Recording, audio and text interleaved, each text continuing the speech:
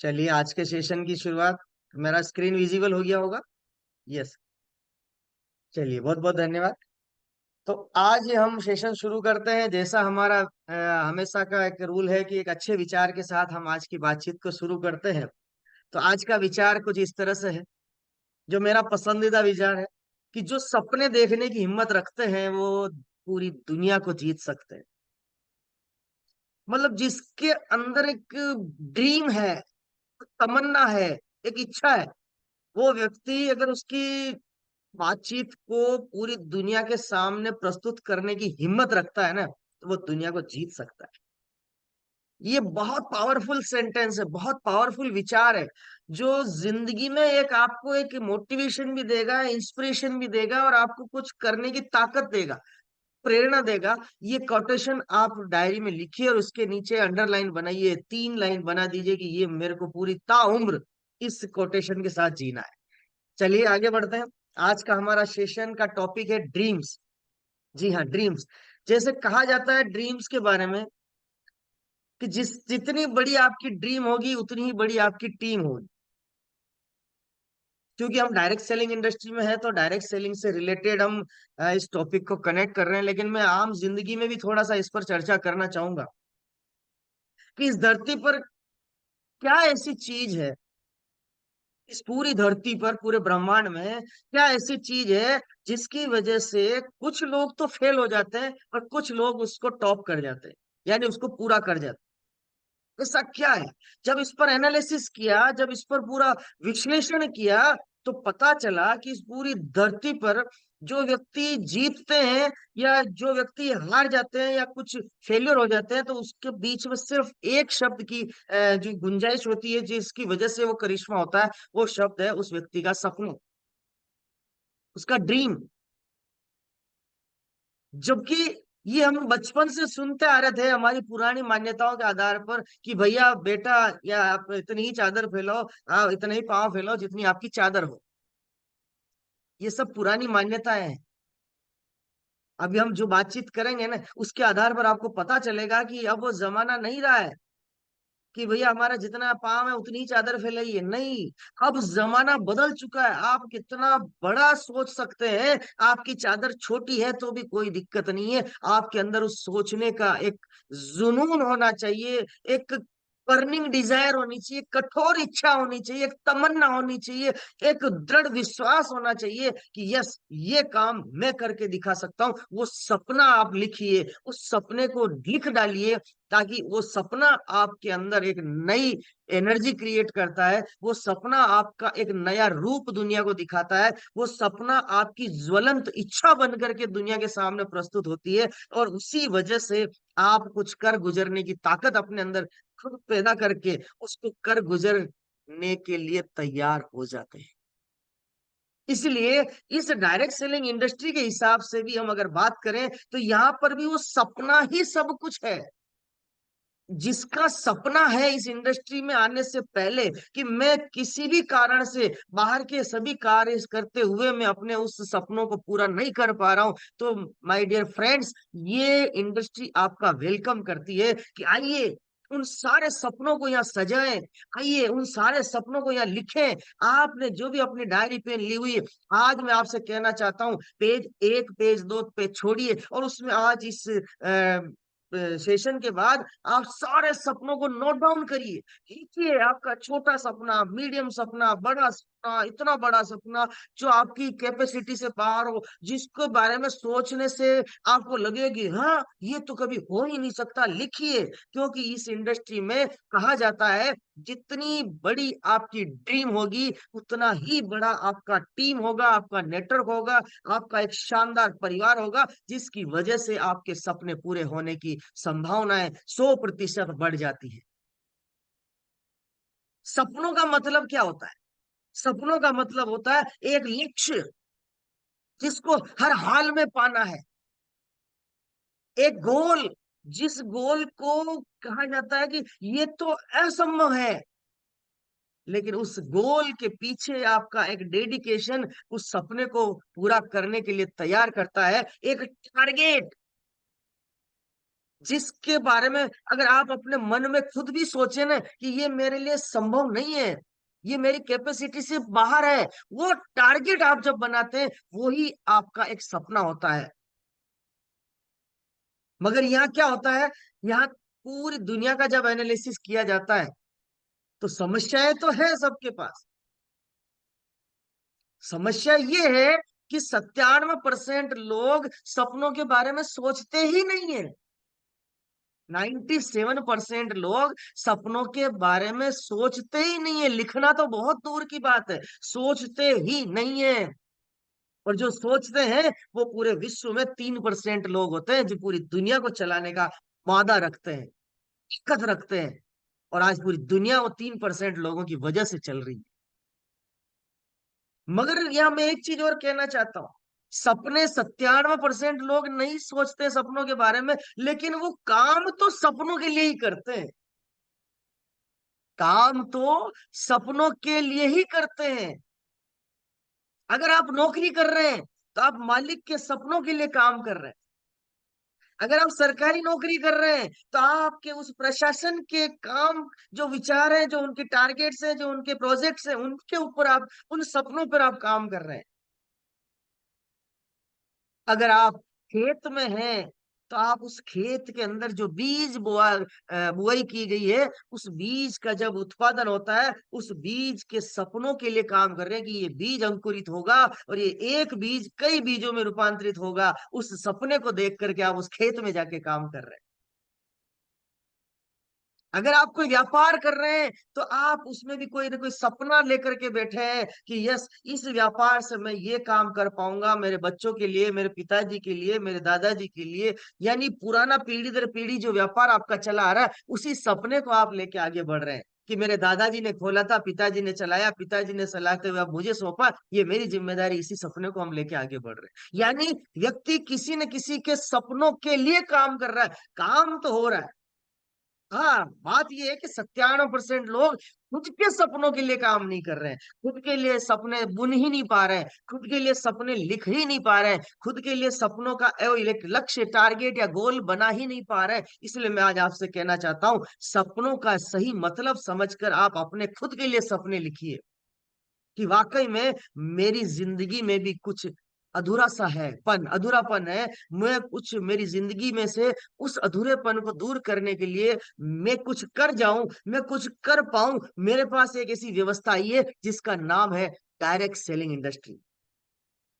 और यहाँ पर सपने पूरे किए जाते नहीं, सपने पूरे होते हैं। ये दावा करती है डायरेक्ट सेलिंग इंडस्ट्री कि आइए, आप जो भी सपना आपका अधूरा है, जिसके बारे में आपने कभी सोचा था बचपन से 55 के बीच में, वो सपना कहीं वापस दूर तक अंधेरे में चला गया, उस सपनों को वापस उसकी मिट्टी हटाइए, उसको पॉलिश करिए, उस सपने को चमकाइए और लग जाइए इस डायरेक्ट सेलिंग इंडस्ट्री में, क्योंकि यहाँ सपने पूरे होते हैं। और कहा जाता है, बड़े सपने देखने वाले अपने सपनों की उड़ान किसी से पूछ कर नहीं भरते। जी हाँ, बड़े सपने देखने वाले जो सपना देखता है ना व्यक्ति, किसी से पूछ के उड़ता नहीं है उस सपनों के लिए कि भैया मेरा ये सपना है, क्या मैं करूं। नहीं, वो उसके लिए खुद अपनी अंदर से इच्छा जागृत करता है, खुद अंदर से उस सोए हुए इंसान को जगाता है कि नहीं, ये सपना मेरा है और मुझे ये रास्ता मिल गया है, क्योंकि मैं इतने दिन तक रास्ता ढूंढ नहीं पा रहा था, अब मुझे रास्ता मिला है। अब दुनिया चाहे कुछ भी करे, दुनिया चाहे मेरे साथ दे या ना दे, लेकिन इन सपनों की उड़ान मैं किसी से पूछ के नहीं भरूंगा, मैं खुद अपनी उड़ान भरूंगा और उस सपनों को, उस लक्ष्य को, उस टारगेट को, उस गोल को अचीव करके ही रहूंगा। सपने कैसे होने चाहिए, अब यहाँ हम थोड़ा सा जिक्र करना चाहते हैं सपने के बारे में। सपने कैसे होने चाहिए, मेरी नजर में, मेरे हिसाब से सपना होना चाहिए कि इमोशनल सपना, स्ट्रॉन्ग इमोशनल सपना, जो कभी आप सोचे होंगे और उसको सोच के छोड़ दिया हो, वो कहीं ना कहीं आपका इमोशन उससे अटैच होता हो, आपके परिवार से वो संबंध रखता हो, आपके बच्चों से रखता हो, आपकी पत्नी से पति से संबंध रखता हो, आपके उस ड्रीम हाउस से संबंध रखता हो, आपका ड्रीम प्रोजेक्ट जो बचपन में आपने कभी सोचा था कि मैं बड़ा होकर के ये करूंगी, वो एक इमोशनल उस सपने में होना चाहिए, इमोशन होना चाहिए, एक स्ट्रॉन्ग इमोशन होना चाहिए, एक पावरफुल इमोशन होना चाहिए, ताकि वही सपना आपको सोने नहीं देता है। वही सपना आपको कुछ कर गुजरने की तमन्ना अब हमारे दिल में है। देखना है जोर कितना बाजुए कातिल में, एक ऐसा नशा, जुनून, पागलपन पैदा करता है कि वो रातों की नींद और दिन का चैन उड़ा दे। वो होता है आपका रियल इमोशनल वाला सपना। स्वयं का होना चाहिए। ऐसा नहीं है कि मेरे पति ने ये सपना देखा था तो मैं उसके सपनों को मैं पूरा करूंगी, नहीं, वो नहीं होगा। वो सपना उनका था, वो मेरे पत्नी ने देखा और मैं पूरा करूं, नो, वो उसका है। हमारा खुद का सपना होना चाहिए। बचपन से 55 की उम्र के बीच में ऐसे कई सपने हमने छोड़ दिए। याद करिएगा, आज आज रिमाइंड करिए आपसे चाइल्डहुड एज से कि आपने कौन कौन से सपने देखे थे जो पूरे नहीं हो पाए। मैं आज आपसे आह्वान करता हूं, आप उन सपनों को नोट डाउन कीजिए, लिख डालिए, लिखिए, क्योंकि बड़े सपने देखने वाले अपने सपनों की उड़ान किसी से पूछ कर नहीं भरते। एक एग्जाम्पल देना चाहता हूँ, ये है दशरथ माझी जी, द माउंटेन मैन के नाम से जाना जाता है। पत्नी प्रेगनेंसी में थी, गांव में ऐसी कोई व्यवस्था नहीं थी कि उसको उस दौरान सहायता मिल जाए। गांव से कई किलोमीटर दूर ले जाना पड़ता था, लेकिन बीच में ये पहाड़ आ रहा था। पहाड़ पार करके उधर दूसरी तरफ हॉस्पिटल हुआ करता था, अस्पताल हुआ करता था, जहां पर वो व्यवस्थाएं थी। इस पहाड़ को लांग कर जाने के लिए कई दिन लग जाते थे, और ऐसा करते करते इनकी पत्नी का देहांत हो जाता है। इस व्यक्ति ने सपना देखा, इस पहाड़ की वजह से एक व्यक्ति, एक इंसान की नहीं, दो इंसान की जान गई है। एक वो जो मेरी पत्नी थी, और एक वो जो उस पत्नी के गर्भ में बच्चा था। अब मैं सपना देखता हूं, मैं ऐसा सपना देखता हूं, क्यों ना इस पहाड़ के दो टुकड़े कर दिए जाए, चीर करके रास्ता निकाल दिया जाए। 30 साल तक, 30 इयर्स तक अकेला बंदा चीनी हथौड़ी से इस पहाड़ को तोड़ता रहा। 30 साल तक लगातार इसने तोड़ा, और ये, सॉरी, 22 साल तक लगातार तोड़ करके इसके सीने को चीर चीर करके इस बीच में से रोड निकाल दिया कि इस गांव के सारे लोगों को उस हॉस्पिटलिटी की व्यवस्था मिल जाए, और इस रोड का नाम दशरथ माझी रोड पड़ा।